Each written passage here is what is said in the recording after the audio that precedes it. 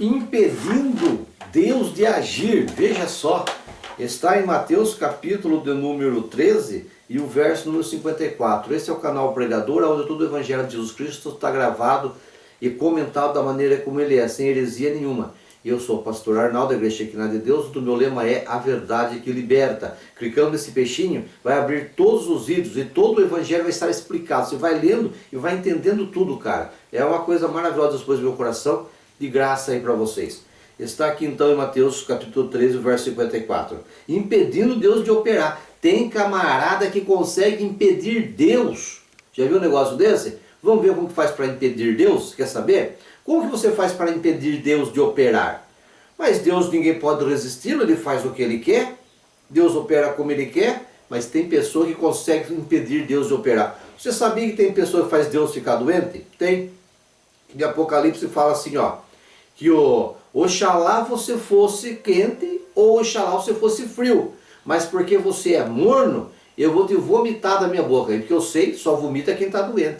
Então tem pessoa que faz Deus vomitar, rapaz. E aqui nós vamos ver pessoas que conseguiram impedir Deus de operar. Certo? Como impedir Deus de operar? É o que nós estamos ministrando agora. Então está aqui em Mateus capítulo 13 e o verso 54. E chegando Jesus na sua cidade, na sua pátria, ensinava na sinagoga deles, de sorte que se maravilhavam e diziam: de onde veio a este a sabedoria e estas maravilhas? Então Jesus, daí quando ele começou o ministério dele, ele voltou para Nazaré. Nazaré era a cidade dele. E ali ele entrou na sinagoga: eu nasci aqui, cresci aqui, conheço todo mundo aqui, eu quero abençoar esse povo. Lógico, começar pelos da minha casa, abençoar meus parentes, abençoar minha casa, o meu povo. Depois eu vou pregar para outras cidades. E ele foi na sinagoga, ensinava, curava os enfermos, e as pessoas olhavam: nossa, mas não é esse aí, o filho do carpinteiro?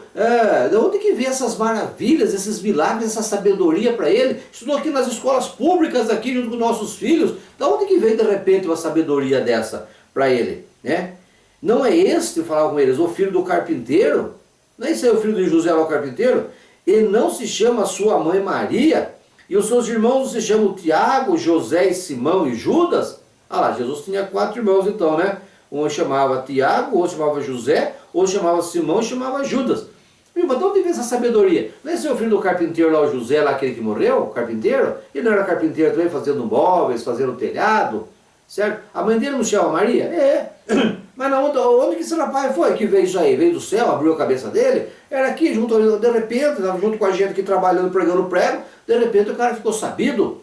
E não é que os irmãos dele, então Jesus tinha aqui, irmãos aqui, Tiago e José, Simão e Judas. Porque Jesus, está falando de 4 irmãos dele. Então Jesus, ele era o primogênito de Maria, o primeiro de Maria. Ela teve mais filhos. Maria se tornou pura, virgem, inocente, até o nascimento de Cristo. Depois Jesus nasceu, acabou a virgindade, né, irmão? Daí acabou o propósito de Deus. Então daí ela teve um relacionamento marital normal com José e nasceu esses 4 moleques aqui, né?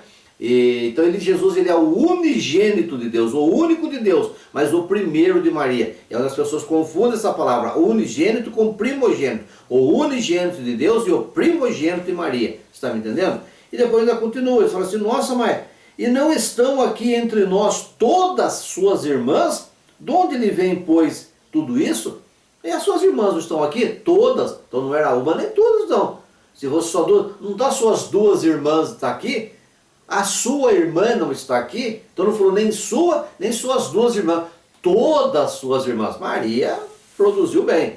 Foi 4 homens, olha lá se não for umas 3, 4 meninas também. A família era grande. E Jesus cuidou dessa meninada, cuidou dessa rapaziada, trabalhou na carpintaria, até casar quase todas as meninas, até quase todos esses meninos aí também se virar na vida, para daí ele ficar livre desse peso familiar, porque ele foi experimentar, trabalhar, do homem de dores. Quando ele se viu livre desse peso familiar, daí que ele começou o seu ministério. Vocês estão me entendendo?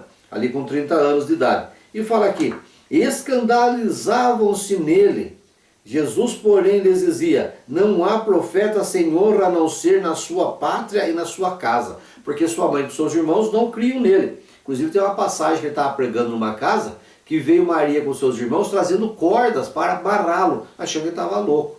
Os irmãos de Jesus só se converteram, tanto os irmãos de Jesus como Maria, toda a sua família, só se converteu depois da ressurreição. Porque até ali eles zombavam. Você pode ler o capítulo 7 de João, zombavam dele e falavam, viu, você não quer ser grande, não quer aparecer, não quer ser poderoso? Por que você não vai lá em Jerusalém falar então? Que os grandão estão lá em Jerusalém, os poderosos. Então eles não criam, eles zombavam até de Jesus, de ver o ministério dele.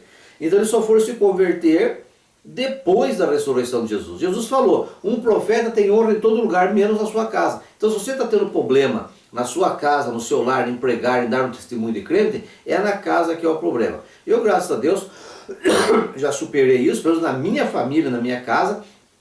Meus filhos me têm como pastor, minha esposa me chama de pastor, certo? Eu sou uma bênção para minha família é uma bênção para mim, mas entre meus irmãos eu tenho relutância. Entre meus irmãos são poucos, ganhei muitos para Jesus, congrego em outras igrejas, umas igrejas loucas, igrejas malucas, aí estão sofrendo numa miséria, numa derrota, num evangelho que prende, castiga, repreende, um evangelho arcaico, estão lá sofrendo uma miséria espiritual e financeira, e não querem vir congregar comigo. Talvez, não vou congregar com o irmão mais novo. Quem que é ele? Melhor que nós ou mais que nós? Eu não vou ficar na sujeição do meu irmão. Eu não vou ficar obedecendo o meu irmão, que dá olha para a minha carne. Não olha para a autoridade espiritual que eu tenho. Está entendendo? Então tem esses problemas também. Se você está passando, eu também estou passando. Né? Era hora da minha família se colocar debaixo da sujeição espiritual, do dom que eu recebi espiritual de Deus. Não fisicamente, mas não consegue entender isso, né? Reconhece, sabe que eu sou homem de Deus, sabe do meu ministério, mas não se coloca debaixo do ministério, da chamada, do dom. Está entendendo? Porque eles olham para a carne, que faziam com Jesus, olhavam para a carne de Jesus e não viam o que havia de espiritual nele. Isso impedia que eles entrassem debaixo da bênção de Jesus Cristo, do ministério de Jesus Cristo, do Espírito de Jesus Cristo, e fosse curado, fosse liberto, fosse abençoado, tivesse uma vida plena. Entendeu? Então se você na sua casa não sendo bem recebido, é normal. E se na sua casa tiver algum irmão seu, algum parente seu que recebeu um dom de Deus espiritual, não olhe para a carne dele, olhe para o Espírito que está sobre ele, se coloque ali na sujeição daquela orientação espiritual, você vai prosperar material e espiritualmente. Tá certo? Essa é a bênção para nós. E depois é o último verso para terminar essa fala de hoje, que a hora já foi, que diz assim, e não fez ali muitas maravilhas, por causa da incredulidade deles. Então, quem são as pessoas que impedem o agir de Deus? A incredulidade deles. A incredulidade impede o agir de Deus. É o tema da minha mensagem hoje. Eles conseguiram impedir Deus de operar milagres. Vocês acreditam uma coisa dessa? E o que é que impede Deus de operar? A incredulidade. Pelo amor de Deus.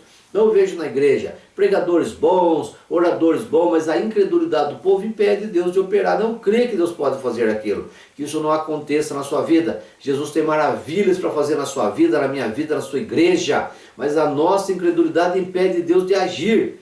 Então a gente vai determinando, vai profetizando, vai crendo, vai determinando, vai profetizando e vai determinando e vai profetizando em nome de Jesus, crendo que Ele vai fazer. Não estou vendo nada, mas continuo crendo, a coisa está dando certo, mas eu continuo crendo, profetizando, determinando. Você está me entendendo? Porque daí é agradável aos olhos de Deus. Ele fala, esse camarada tem fé, esse mudou o ciclo, mas a incredulidade impede Deus de operar. Os caras conseguiram impedir Deus de operar. Tá certo? Deus te abençoe, fique nessa palavra e deixe Deus fazer a obra dele. Paz, Senhor.